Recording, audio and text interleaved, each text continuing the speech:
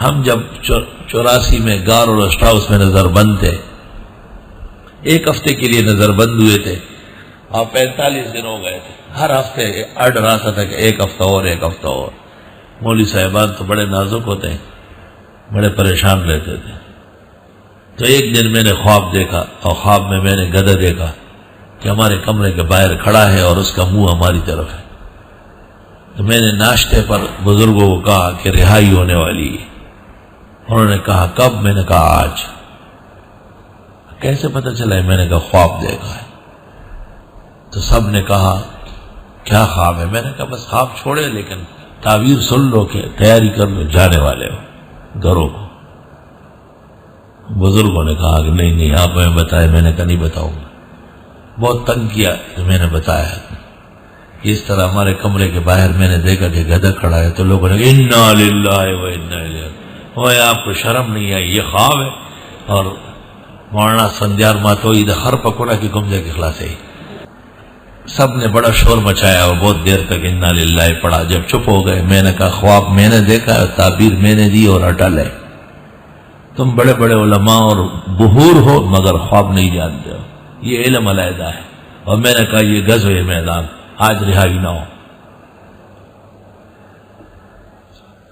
تو وہاں یہ دستور تھا کہ جس دن 7 دن پورے ہو جاتے تو اب یہ اطلاع آنے والی ہوتی کہ بھئی نکلو جاؤ، لیکن اس کے 1 دن مزید رکھ کے پھر اگلے دن آرڈر آتا کہ بھئی 7 دن بڑھ گئے۔ یہ پریشان کرنا مقصد ہوتا تھا۔ لیکن اس دن جب میں نے یہ بیان کیا تو 1 دن باقی تھا، یعنی کل دن پورے ہو رہے 7، لیکن ابھی آرڈر آیا کہ 1 ہفتہ اور بڑھ گیا۔ تو ان لوگوں نے مجھے کہا والا دستا خوب او رہا نورا کرے دورہ سے پسند دورہ سے مخکشو دان دخو گنری دا۔ سب نے کہا یہ اس کے خواب ہے۔ ویسے 2 دن بعد آرڈر آتا تھا، آج 2 دن پہلے، اور خوب ہنگامہ کیا۔ جب چپ ہو گئے میں نے کہا مبارک ہو، رہائی ہو چکی ہے۔ کہہ لے کہ میں نے کہا یہ تو اسی کی علامت ہے، میری مؤید ہے کہ عام روٹین سے کیفیت ہٹ گئی ہے۔ خیر جی میں باہر نکلا، ایک ادریس نام کا ڈی ایس پی تھا، وہ وہاں بیٹھا ہوا تھا۔ میں نے کہا کیا ہو رہا ہے؟ کہنے لگا آج آپ لوگوں کی پیشی ہے ڈی ایم ایل اے صاحب کے یہاں۔ اور میں نے کہا خیر تو ہے؟ تو مجھے کہتا ہے آپ بتا دیں گے سب کو۔ میں نے کہا کیوں؟ جنرل ضیاء الحق کو پتہ چلا ہے کہ علماء کو گرفتار کیا ہے، بہت ناراض ہوئے ہیں، راتوں رات آرڈر آیا ہے رہائی کا، لیکن ڈی ایم ایل اے اپنی بات کو رکھنے کے لیے آپ لوگوں سے مذاکرہ کر کے پھر چھوڑیں گے۔ کہ خدا کے لیے میرا نام نہ بتاؤ۔ میں نے آ کے بزرگوں کو کچھ نہیں کہا۔ انہوں نے کہا کیا ہوا؟ میں نے کہا رہائی ہوئی ہے۔ کہا کیسے؟ میں نے کہا خواب میں گدھا دیکھا ہے۔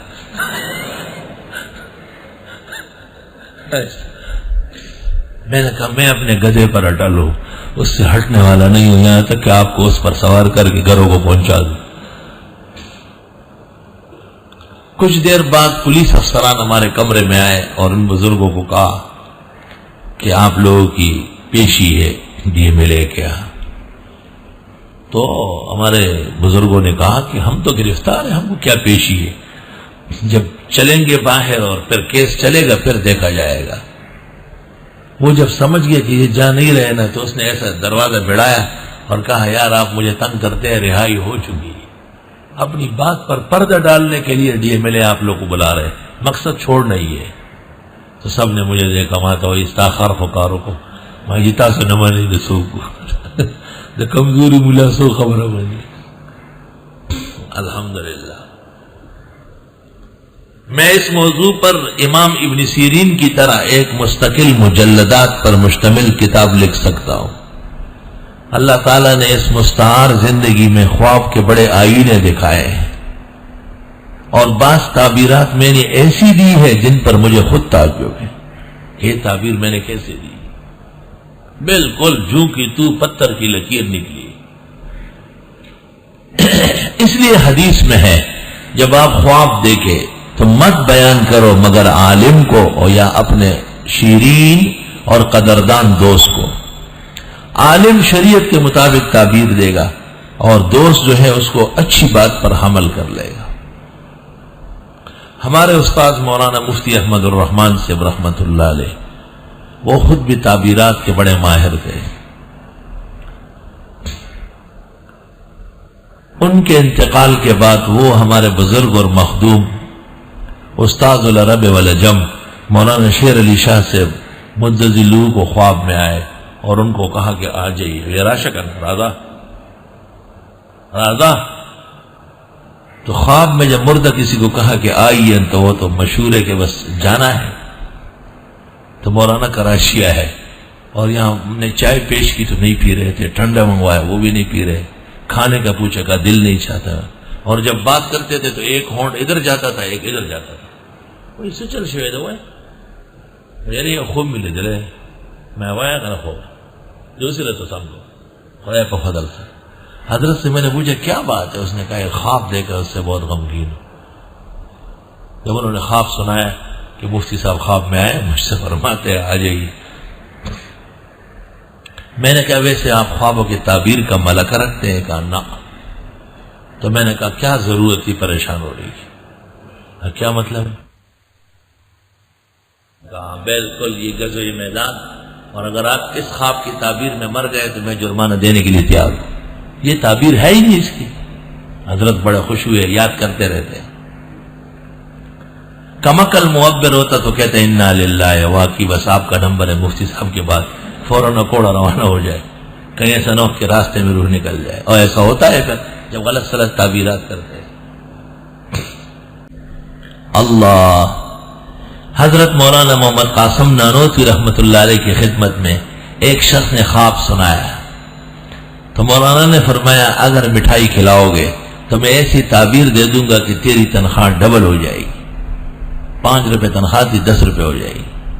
اس زمانے میں 10 روپے تنخواہ 2 لاکھ کے برابر سمجھی جاتی تھی، اور اگر مٹھائی نہیں کھلاتے ہو تو بس تنخواہ اتنی رہے گی۔ اس نے کہا میں وعدہ کرتا ہوں، اور وہ چلا گیا مٹھائی لے آیا۔ ایسے حضرت خوش کرنے کے لیے فرما رہے تھے مٹھائیوں سے کیا بنتا ہے، تو حضرت نے تعبیر دی، اس کی تنخواہ 10 روپے ہو گئی۔ تو اس شخص نے کچھ دنوں بعد حضرت سے دریافت کیا تو حضرت نے فرمایا کہ تم نے خواب میں جو چیز دیکھی ہے اس کی 2 تعبیریں ہیں، ایک اردو کے اعتبار سے ایک عربی کے اعتبار سے۔ اگر تم مٹھائی نہ کھلاتا تو میں عربی تعبیر دے دیتا، اس میں حروف کم ہے، تنخواہ کم رہ جاتی، اور تم نے مٹھائی کھلائی تو میں تعبیر دیتا ہوں اردو کے اعتبار سے، لہذا اس میں حروف زیادہ ہے، تنخواہ بڑھ گئی۔ تو مہارت دیکھو ذرا۔ مثلا کسی نے خواب میں سورج دیکھا، سورج تو عربی میں سورج مؤنث ہے، اگر عربی تعبیر دے دی گئی تو لڑکی ہو جائے گی، اور پشتو میں اور اردو میں سورج مذکر ہے، سورج نکلتا ہے، سورج ڈوبتا ہے، ڈوبتی نہیں ہے، لڑکا ہو معبر کے اختیار میں۔ اللہ